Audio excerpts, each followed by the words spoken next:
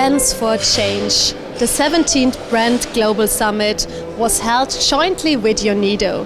The summit brought together leading branding experts and high-level representatives from governments, private sector, academia and international organizations.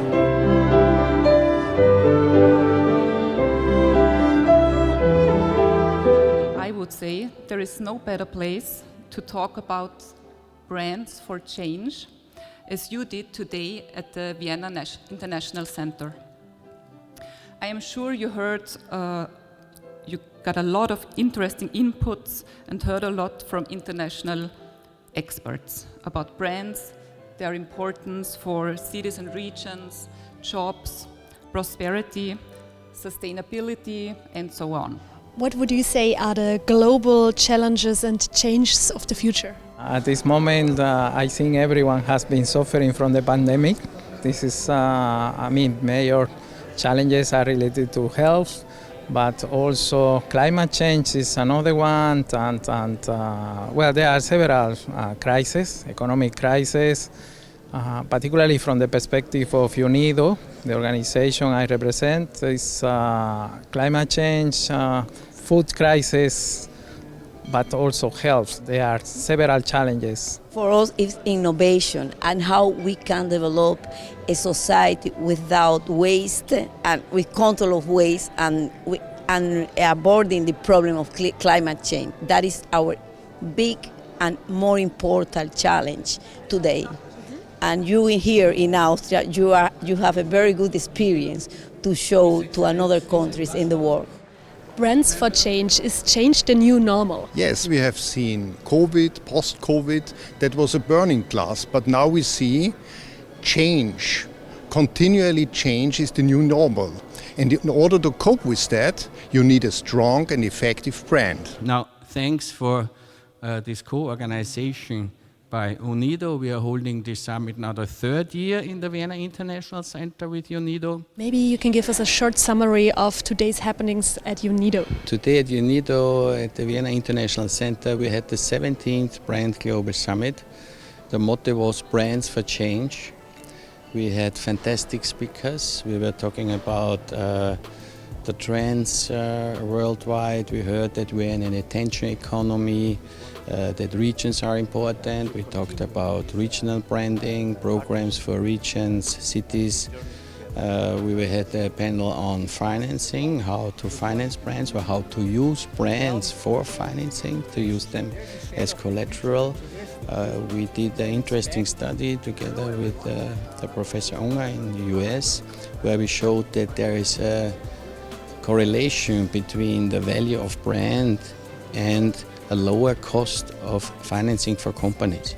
So not only that brands outperform on the stock market, but also for loans and bonds, brands are very interesting because they have lower risk.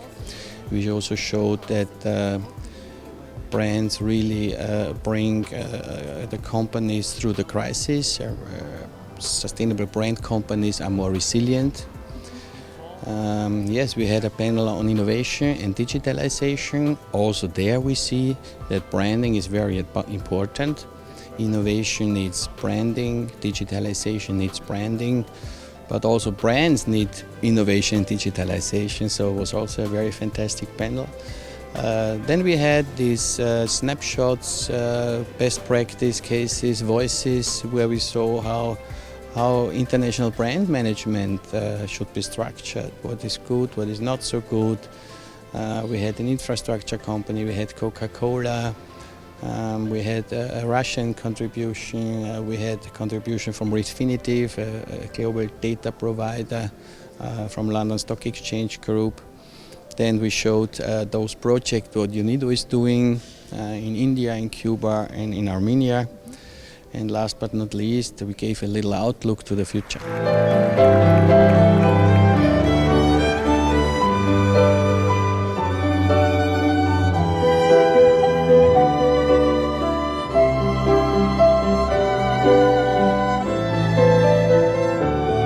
After a day full of interesting lectures and insightful discussions, we meet again for the Vienna Brand Gala at the City Hall. which steps should be taken in the upcoming year?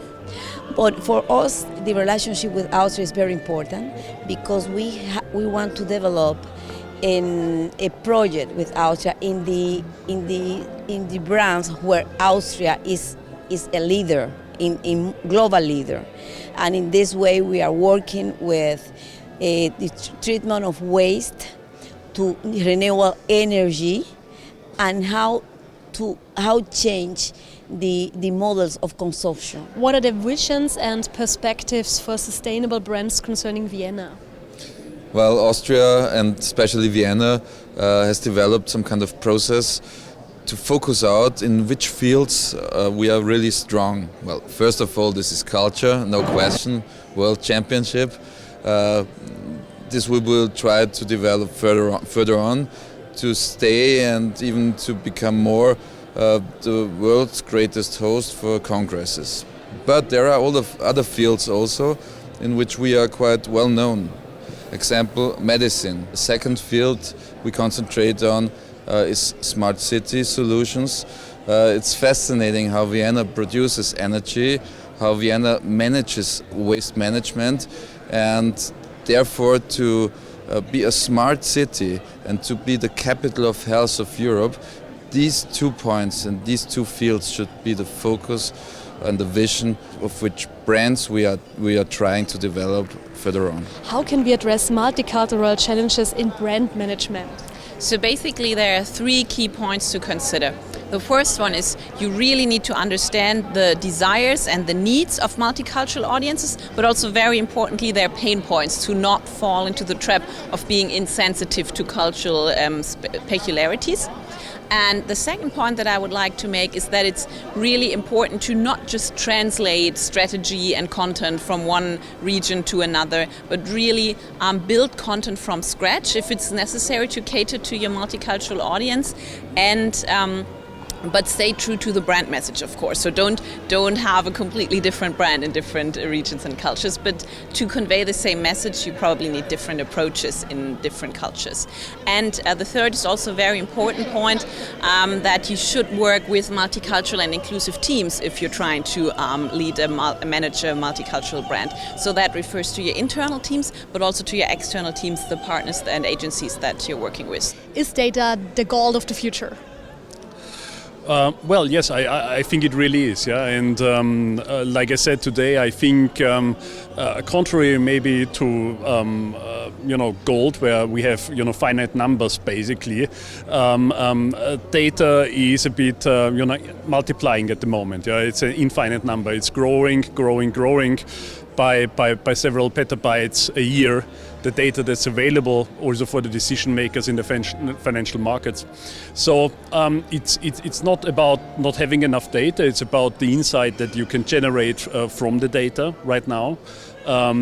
So that's very much where I see us as London Stock Exchange Group and Refinitiv playing a vital role at the center of the financial system in also giving tools to investors to actually make sense of the data and look at the data in the right way and make actionable insight, basically. Yeah.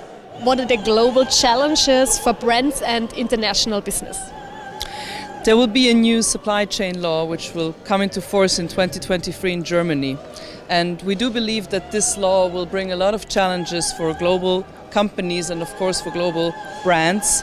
It will be very important for them to take care of sustainable production, of sustainable use of raw materials, and of course of respecting human rights, especially when it comes to child labor.